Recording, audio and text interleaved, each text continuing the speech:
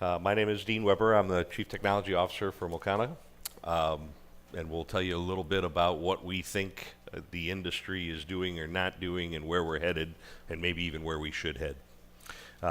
There's no try, there's only do. I'm not Yoda, I'm not green, but it is what it is. So, lifecycle management in terms of platform is everything revolving around the platform. It's the element security of the device, it's the network security of the transport, it's the back-end services module associated with the transactions and the physical life cycle of things like certificates, things like the update process. All of these things that make up a security life cycle in an industrial environment is what we're talking about. Needless to say, I don't have to tell you the threat is evolving. If you haven't kept up with times, there's a lot more out there today that hasn't been reported on yet beyond what we've already talked about or what you already know about. It seems like there's some level of vulnerability being opened almost every day. You can read the numbers. I don't need to read them to you. But it's a big problem, right? And if we don't start solving the problem, we're gonna have some issues. So when we think about how the event was opened this morning with Dale, what if? Well, what if we change the security paradigm to protect as opposed to detect and respond? And that's what we're proposing the industry look at trying to do, because the detect and respond model has traditionally proven less than optimal. You have to look no further than over the transom at the IT folks to say whatever the new bolt-on of the day is, whether that's a heuristic-based or human-based analytics, all the new signature matching and behavioral matching technologies that are out there in the IT world. It seems like we're just continuing to try to solve for the threat rather than taking a step back and saying, let's build a secure model from the ground up. Let's build it in such a way that it meets our requirements in terms of trustworthiness, in terms of manageability, in terms of lifecycle management. Those are the things that we're talking about. Unless we do that, the cracks between the technologies are going to continue to be exploited. So if you have secure transport, but it's not tied to the platform security, or you have a root of trust in the platform, but you have no means to convey that trust to an external consumer, these are the kinds of things that we're not going to get past unless we start solving for the prevent problem as opposed to the detect and respond. At the end of the day, it's all about technology and process. The technology exists, right? It just has to be put together in an appropriate format. We have the mechanisms necessary to solve for these kinds of problems today. Hackers are bypassing the controls that we're presenting today, primarily around the ideas of those spaces between the various contribution elements. So again, if you think about the IT world, there are spaces between the OS security mechanisms and the antivirus security mechanisms that are exploited almost every day. Code-based vulnerabilities in the 0 days, language-based vulnerabilities, hardware-based vulnerabilities, right? Meltdown, Spectre, and several more to come. But these are the kinds of things that people are getting past, and they're using our own technologies against us, right? In the IT world, we've gone to 2 and 3 factor authentications, and we're still getting hurt. In the OT world, we don't really have the conversation about a multi-factor authentication because we don't even have a good concept of a single factor authentication yet. Username and password or embedded passwords is not an appropriate way to address security. So the idea that we have all these insecure or unsecured processes associated with our distributed industrial environments means that they're going to continue to get in. It's just that simple.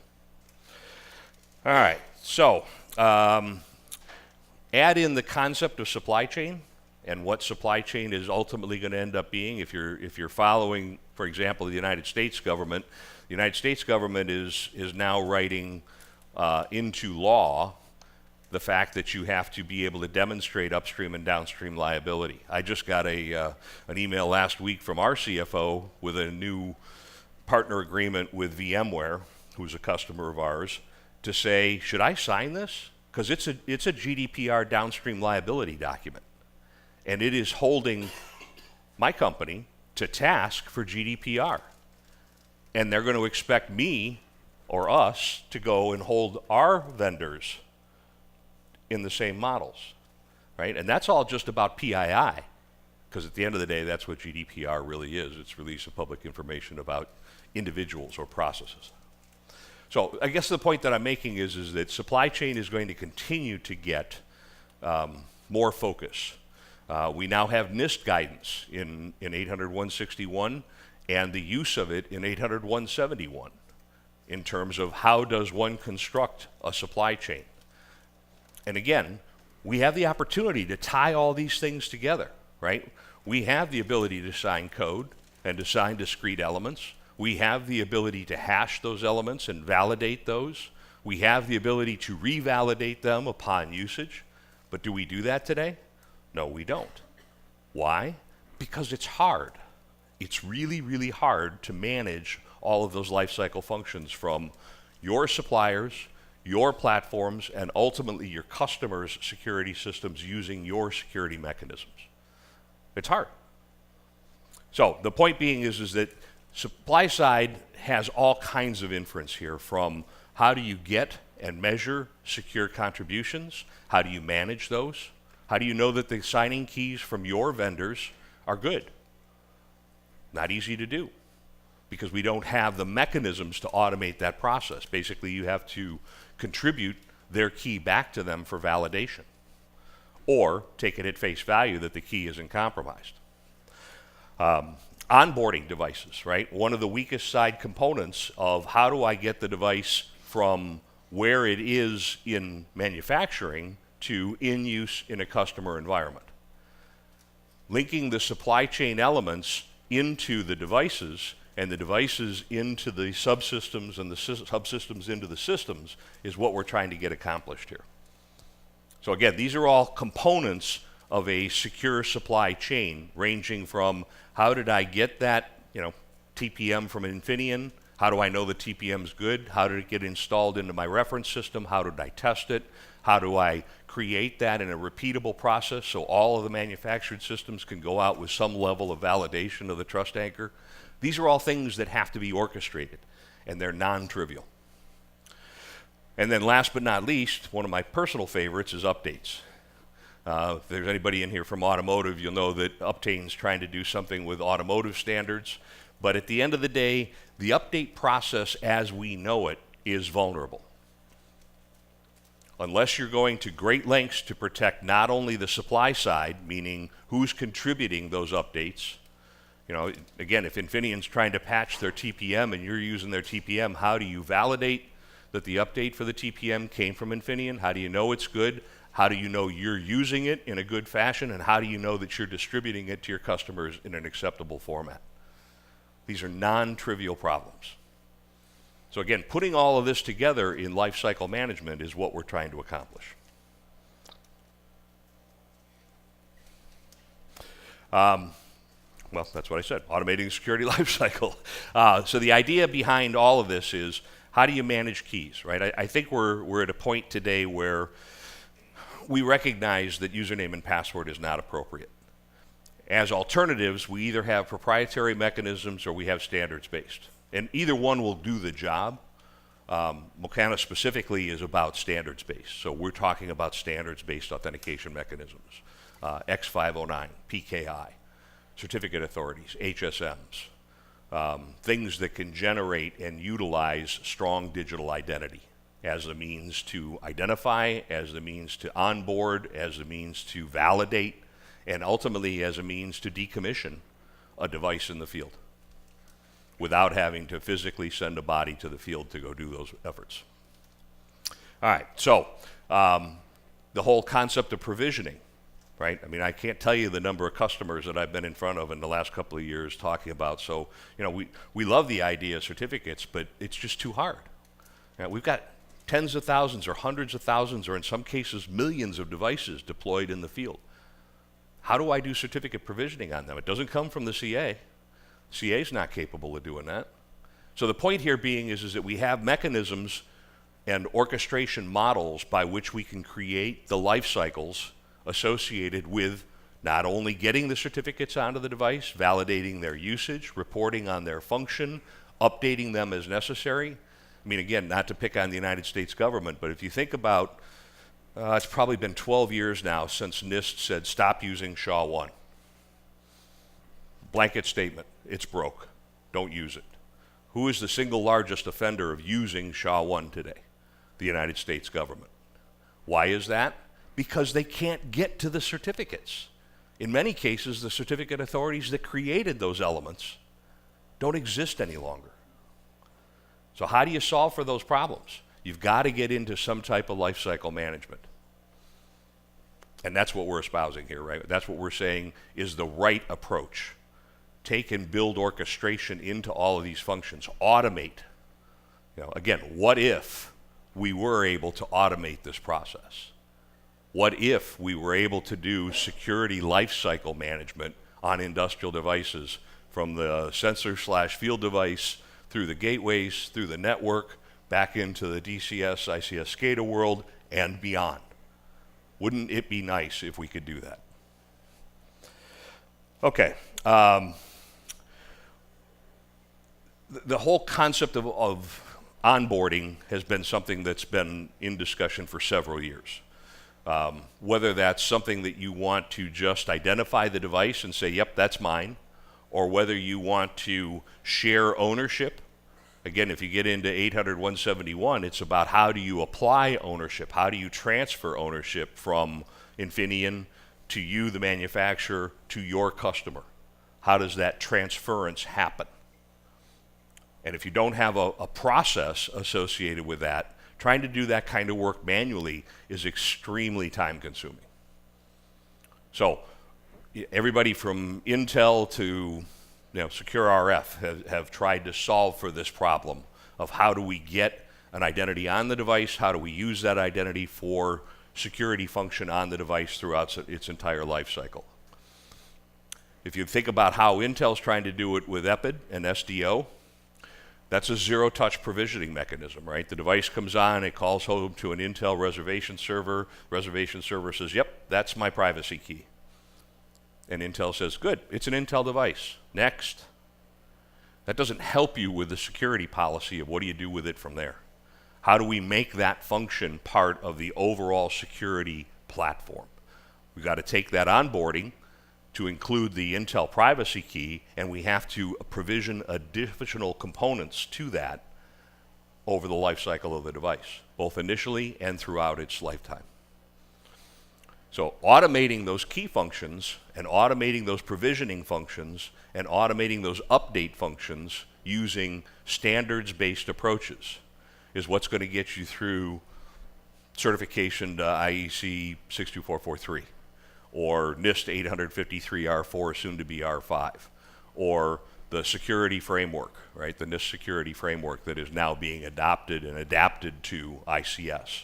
All of these things are coming, right? Because we recognize that if you had to put IT and OT on an equal scale, the reason that OT measures risk differently is because it's more important. Why is it more important? Because IT decisions don't normally impact human life. They may impact reputation, they may have a financial obligation associated with it, they may even put you out of business, but they're not going to kill you. When we talk about industrial systems, we're talking about the potential for making life and death decisions. How can you make a life and death decision if you don't know that the data that you're using to make the decision is any good or not? That's what it boils down to. We've got to be able to have a mechanism that says, yep, the data is secured because it's a secure platform, it's a secure OS, it's a secure application, it's a secure transport, it's a secure back-end system collecting the data, it's a secure artificial intelligence platform behind that that's utilizing the data. Those are the kind of things that we want to think about when we talk about security systems and lifecycle management. The entire lifecycle, not the device lifecycle, not the OS lifecycle, not the certificate lifecycle, the entire platform. And again, the idea there is that there are all kinds of mechanisms out there to generate keys. Keys aren't the problem. Usage of the keys are the problem. Management of the keys are the problem. So automating and managing those functions in a useful fashion that could be tied into everything, so from your device management platform solution sets to your OT network functions to a back-end security information and event management system out to a third-party set of analytics, SAP, whatever. How are we going to do all that if we don't know that the data that we generated is any good? I was listening to the GE guys this morning talking about exactly that, right? It's all about how do I get the data as generated in a trustworthy fashion into a trustworthy decision process. That's what they're pushing. That's what we're trying to accomplish here. Okay. I think we've talked about provisioning enough. Remote certificate management, like I said with the SHA-1 example, is another big area of concern, where how do I modify that certificate over time? How do I add attributes and artifacts to that certificate as necessary? We've got a use case where a certain customer of ours is taking a platform, and it's a classified platform, and they're shipping it overseas, and they're very, very concerned about in transit, because with physical access, pretty much all bets are off. So if somebody can gain access to that platform while it's in transit, all bets are off as far as the relative cybersecurity of that platform. So what they want to do is they want to be able to enroll that device when it reaches its destination and then put the IP on it through an update process. Those kind of use cases are possible today. We have customers using them today. And this isn't a sales pitch. I'm just talking about, in general, these types of control solutions are available from us and others. Code signing. There's another one. Everybody knows what code signing is, right? Anybody not know what code signing is? All right. So code signing, that's going to be some specialized certificate used to say, here's the code that I wrote. I'm going to sign it, I'm going to hash it, and I'm going to associate those two values so that they can be re-represented at a later date or time. That's what code signing is all about. If we want to do that, great. But how do you manage that? Particularly when you're talking about managed multiple subscriptions of software, multiple OS components, multiple application components, multiple hardware and configuration components. It becomes very, very complex if you don't have an orchestration model. All right. Secure elements and roots of trust. I don't know what more I can tell you about here. The use of a secure element means that someplace the trust model has to start, right? So the certificate itself, or the PKI itself, or whatever the unique identifier is by itself, is not guaranteed unique. How do we guarantee that uniqueness? And the answer is you have to have a secure element, and whether that's TEE Trust Zone or a TPM or one of the specialty hardware modules that are out there now, could even be an HSM if you're going to transport all that stuff over the network. But the idea is that you have to have something to base the security upon. So now I've got code signing, I've got all these marvelous certificate functions going on out there, and guess what? At the end of the day, I don't have secure key storage. I'm back to username and password. Unencrypted password in the file system. So we've got to start tying trust to something that is derivative on the platform. Or we have to utilize third-party services of something like an HSM. And if we can do that, now all of a sudden it becomes that much stronger. And it doesn't have to be a TPM, right? It can be any secure element. It could be a SIM. It could be a MIM. We've got customers that are looking at all different types of trust anchors, secure elements, by which to root their trust. It does not have to be a TPM, a trusted platform module. So the idea is that by leveraging those and having that root of trust established, now I can build upon that. Now I can say, from that power applied root of trust, How do I get to secure boot? Well, I've got to take and validate measurements. Well, how do I get to those measurements? I start with my root of trust. And whether that's UFI or U-boot or something stronger, those are all things that are possible. So the idea is that somehow we've got to tie all these things together so that we have secure BIOS. So we have secure boot, first, second, and if there is a third stage bootloader. So we have secure applications. So we have secure executions and secure transport. All of those functions have to be cryptographically tied together. And the way to do that is through an orchestrated platform. All right, so I'm down to 7 minutes, which is 2 minutes ahead of schedule. Q&A. Anybody got any questions? The question is, you want me to describe the relationship between the IT security, and trust mechanisms to the OT security and trust mechanisms? Some customers that you know of have overcome some of the challenges of using existing lifecycle management, IT and OT? I can tell you that in general, the OT world is standing up its own root sources. The attempts to tie into the IT world represent, from my experience, represent hurdles that nobody really wants to overcome. The IT guys don't want you using their CA. The OT guys don't want to have to use the ITCA because the ITCA is beholden on the IT guys to give them access to it, right? And they have the keys to the kingdom. If you're going to do a managed service associated with this, right, and you're going to distribute certificates to other components, you really don't want to be doing that beholden on some third party, unless, of course, you're going to do it through a third-party service. And that could be GlobalSign, that could be Digi, lots of different ways to accomplish this. At the end of the day, I think it comes back down to risk. You know, if you look at how 6443 or you look at how NIST 853 is constructed, it's all constructed on a risk model. What is your risk? Are you worried about the element being circumvented? In which case, what do you have to do to protect the element? If you have to protect the element at all costs because it's a near-peer nation state and it's existential to your customer's well-being, then you're going to throw the kitchen sink at it. You're going to stand up your own CA. You're going to put it in a secure process. You're going to wrap it in a secure border. Those are the kinds of things that you're going to do to establish supremacy of your certificate base. You're not going to go to some third party. Does that answer the question? Yeah, are you seeing people they just cut a different certificate for their OT using the same, like let's say they have an HSM on the AT side instead of an ICA within their OT environment? Yes. Right, so if you're talking about an organization having a root and having that root split between the IT and the OT side, yes, I have seen that. Or you can use the same hardware, but you can just revoke separately. Yes, absolutely.